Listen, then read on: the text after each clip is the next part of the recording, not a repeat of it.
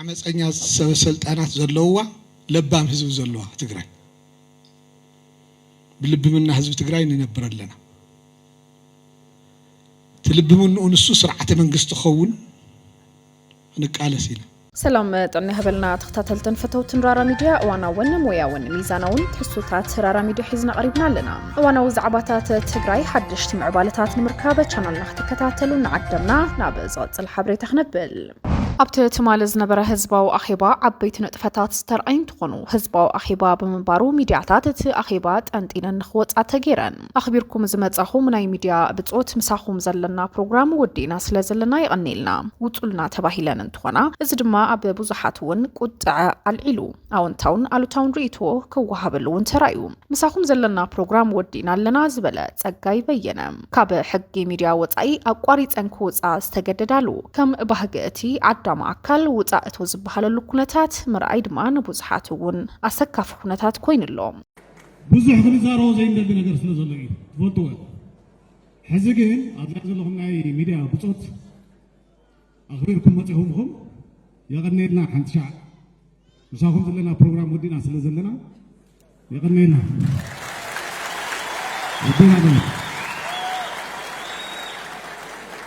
ናይ ሚድያ አካላት ኣኽቢርና የቐኒልና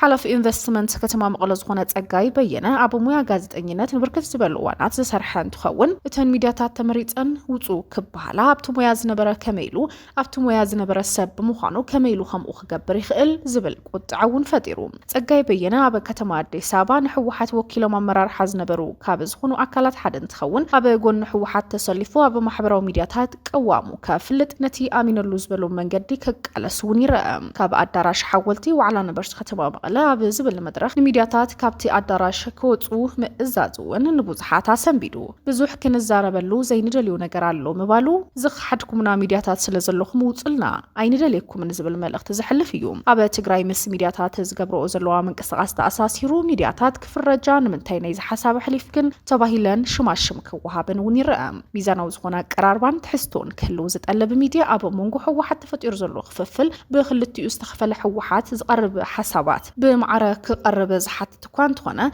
بمعرة مقرب زحت تكون تخونه إذا زجبر ميديا دما باندا زخ حدا زبل شم كل تفاون زرأيوم تركم ميديا انتاي نت ميديا كرد زي كعلى جوجلة ميدياتات اتو وتعنا بالك إذا زمر أي مسكة في يزبلو بتخصص تقطعوا أكلاتون زي سنة مكبرة وتكبر كبلون ينقفوهم محبر جازيت إنياتات تجرب زعبات أميتو ذهبوا ملاش زي اللي تخون ميدياتات نعمتات هزبن تاي بلا زبل زي كونس ودبن تاي بلا زبل ملختيك حلفا زقبر زلون يوم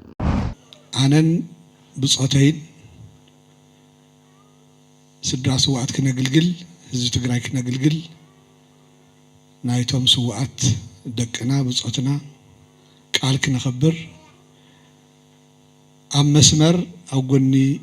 هزي تقراين سدرا سواتن استسلفنا مخانا خقلص فتو أنا نبصوتين السدرا سوات كنا هزب تجراي كنا قلقل أب مسمر أب جون هزب تجراين السدرا سوات تسلفنا لنا قبل بخوينات زت خاصية تجراين مدباس كم ستلعلى أفليت الله جنرال كم فدانيو عمت أنياتات سبسلت أنا تزلوا لبام هزب زوننا تعدي تجراي زبلة جنرال كم فدانيو بعمت سبسلت أنا تزيكونس بلبونا هزب تجراي تنفاس زرينا نكو عزلنا قبل تسمع الله زت أف هزبي كنمل ساين غلن كندما هزبينا ببوتو ملس نخلينا زبل انتخون أنت على زلو بوليتيكا وحدق أنا بنبر المملاس كم زتل على ونا ملاخيتهم صدرا سو كده بس سرعة تزلو منقستك هلو مكبار حدا على مأكالتيز حزو مدب كم زخون انت قلت عمت إنياتات سبسلت أنا تزلو تقراي سرع منقست تزلو نمكبار الجاموم كم زبركتون أسفيرو زلو صدرا سو كيد الرع سرعة تزلو منقستك هلو مكبار كاب عدي سابا سرناي زي تسبت تقراي كنهانتينا زون علامنا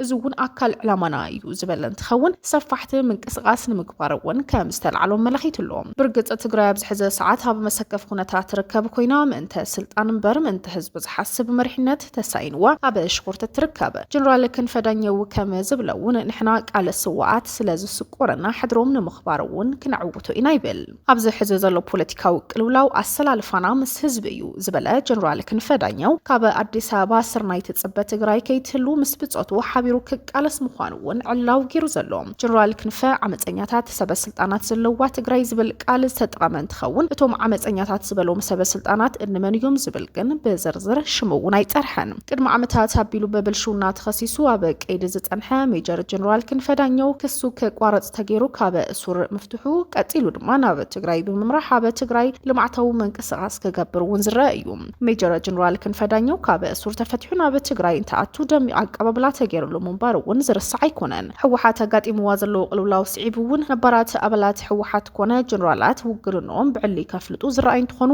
ጀነራል ክንፈ ዳኘው ግን ውግንና ኣብ ጎኒ ህዝቢ ትግራይ እዩ ዓመፀኛ ሰበስልጣናት ዝበዝሓ ትግራይ መሪሕነታ ንኽዕረ ናይ ውልቀይ እጃም ከበርክት ይኽብል እውን ተሰሚዑ ዘሎ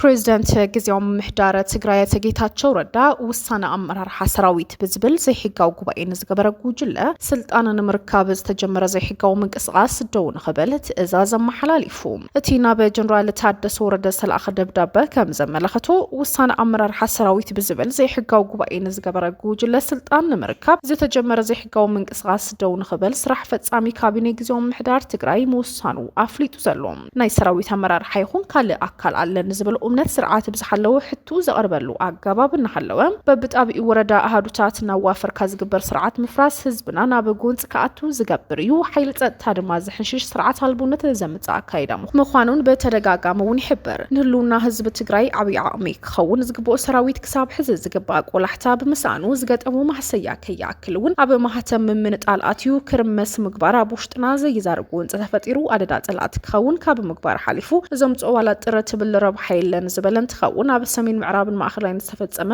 መነወረ ተግባር ከይኣክል ድማ ኣብ ዞባ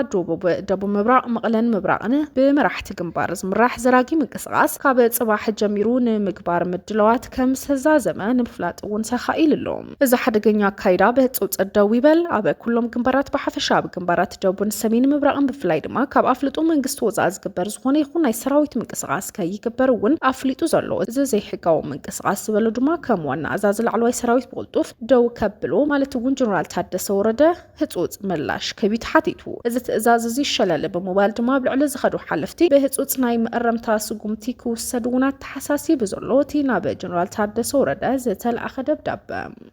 ተኸታተልትን ፈተውትን ራራ ሚድያ ንሎም ዕለት ዝሓዝናዮም ሓበሬታታት እዚኦም ይመስሉ ነይሮም እዋናውን ዜናን ሓበሬታን ራራ ሚድያ ንምርካብ ቻናልና ላይክ ሼር ሰብስክራይብ ክትገብሩ ንምነ ራራ ሚድያ ጥበብ ይመርሕ